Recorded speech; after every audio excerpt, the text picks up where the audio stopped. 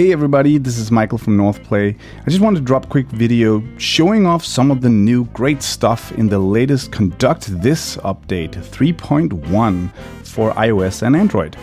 Seasoned Conduct players will notice that we've shuffled around the UI a bit here in the level select screen. We now have endless and diorama game modes in the bottom left corner.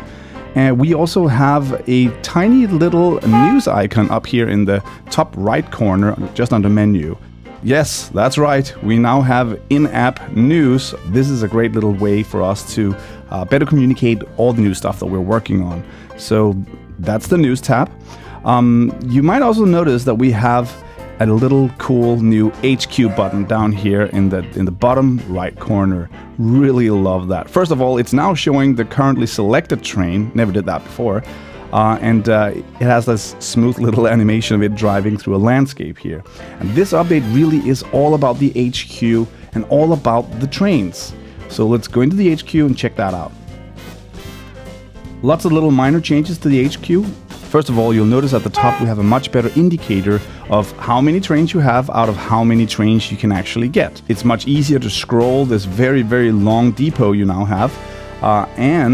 Each train now has some interesting little statistics attached to it.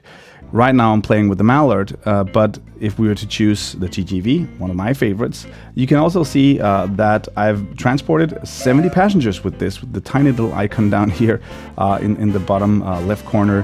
1 explosion and 1 level completed with this train. Just little stats to keep track of your favorite trains. If we scroll down the HQ here, you'll also notice that trains that you haven't gotten yet has this ephemeral ghost-like appearance. And these are actually older trains of the months that have come and gone. Now we're bringing a very requested feature. You can now, if you missed the train of the month at that time and you have a commuter pass, you can actually buy older trains of the month at a price. Now, one last cool feature in this update, and arguably the coolest thing that we've shipped in a while, you might have noticed that there's a little level indicator here on each train. This is so cool. We now have individual leveling for trains. So what does that mean? Well, when you play with the train, it'll get XP and level up.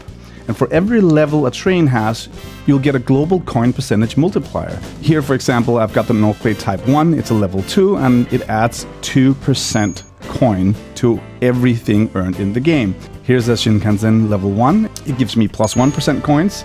And you can see the total amount of coin percentage bonuses up there in the left-hand corner. It says plus 16% right now. And so when you get a new train, it starts at level 1, which instantly gives you plus 1%. But it also incentivizes us to then play with all of our trains and leveling them all up to level 5. Now more than ever, you really do want to collect them all. Whoops. Here's what that looks like after you crash or complete a level. In the end, you'll be able to see the train that I'm currently playing with and seeing it slowly gain XP.